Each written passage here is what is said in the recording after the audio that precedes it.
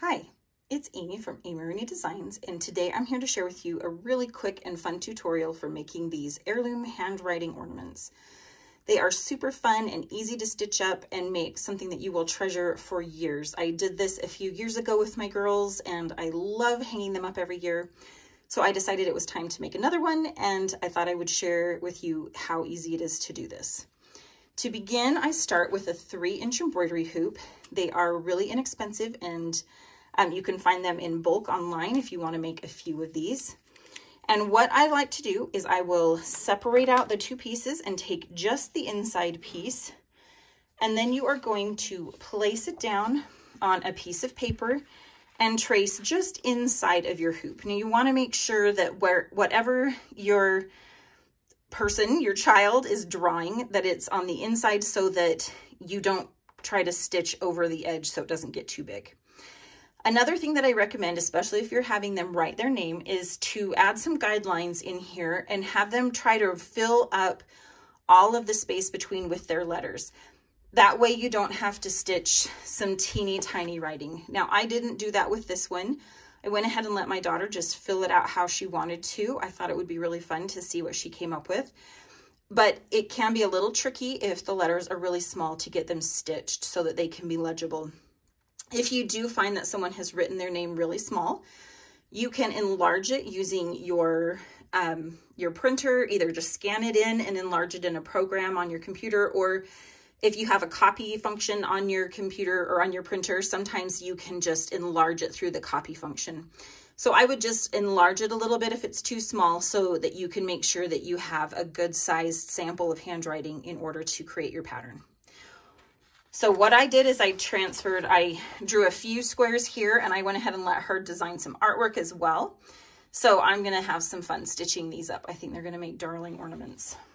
But we're talking about the handwriting ones today, so that's what we're gonna focus on.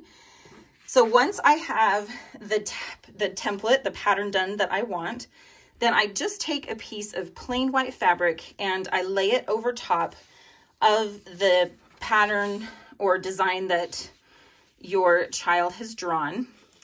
And I had her use a dark green pen so that it was easier to see. So I do recommend giving them either pen or a dark green pen or a dark black pen, something like that. Or if they're too young to do pen, you can give them a pencil and have them do it, and then you go back over it with a dark pen or something, some ink, to make it easier to see. Another tip that would help to make it easier to transfer this pattern is to use a light pad if you have one.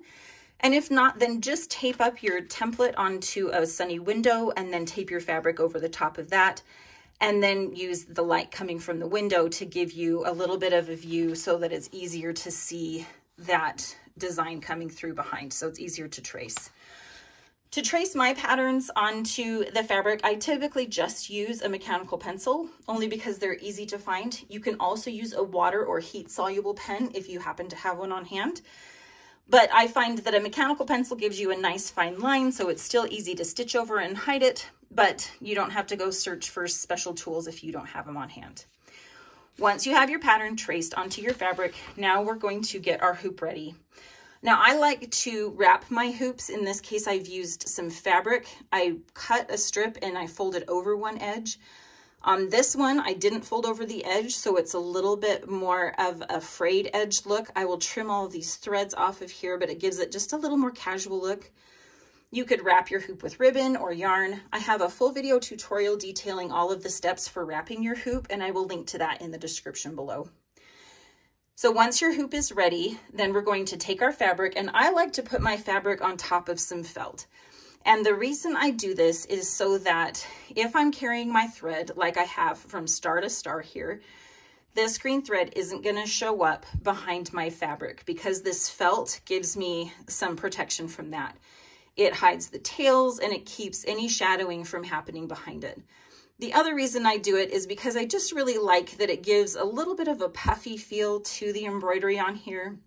And it just makes the fabric a little softer and the stitches just a little squishier. It's a personal preference of mine. You certainly don't have to do that, but I don't think that it changes the stitching experience. It's still really nice and fun to stitch through the felt.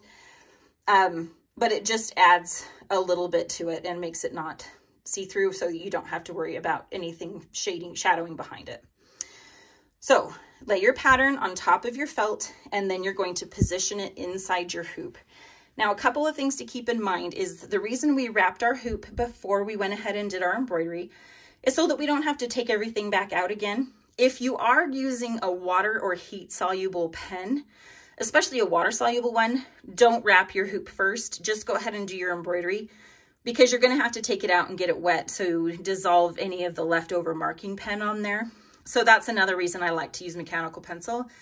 If you're using a heat soluble pen, you could probably get away with just using a hot blow dryer or just putting your iron lightly over the top to kind of get rid of any stray markings on there. And in that case, you could probably leave it in the hoop. So we have our felt and our fabric, and we are positioning it inside our hoop. You do want to make sure, especially if you're not going to be taking it back out of your hoop, that the image that you're stitching is centered as well as you can, and also that it's pointed up towards your top pin here of your hoop. This is where we're going to add our loop for hanging it, and also, you know, I like to cover it with a ribbon or something, but it's just easier if it's up at the top. It's easier to hide that, the mechanics of the hoop. So make sure that everything is lined up, and then you're ready to stitch. Now, when I stitch, I like to just use a really simple back stitch. It makes it nice and easy and fast to stitch. I use 2 to 3 strands of embroidery floss, and I do that so that you can see all of the details, especially if they have small handwriting like my Sweet Charlie, just to make sure that you can see all of the little details in their handwriting. So 2 to 3 strands is enough. If you have a bigger piece, bigger letters, you can use a bigger, more strands of floss if you want, but I think 3 is probably as many as you need. So once you get all of it stitched up, then I just trim it up in the back, and I will add a piece of paper to the back of this, and my embroidery handwriting ornament is finished. Again, like I said, I do like to embellish with a ribbon. I do have on my Instagram channel some different felt embellishments you can make, holly leaves and pine boughs. So I will also link to the highlights in my Instagram stories, sharing the tutorials for doing those. But they are really fun. You could use some faux, you know, some faux floral pieces to add fun to that. You could add ornaments or jingle bells or anything like that to just kind of dress up your ornament. But I think these would make such fun gifts for grandmas, or it's just a really fun way to document their progress and their personalities through the years, especially while they're young, because it goes by really quick.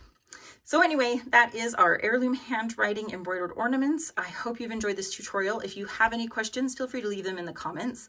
If you like this tutorial, I would love to have you subscribe so that you don't miss any of my new videos that are coming out. And in the meantime, I hope you have happy holidays, and until I see you next time, happy stitching, my friends.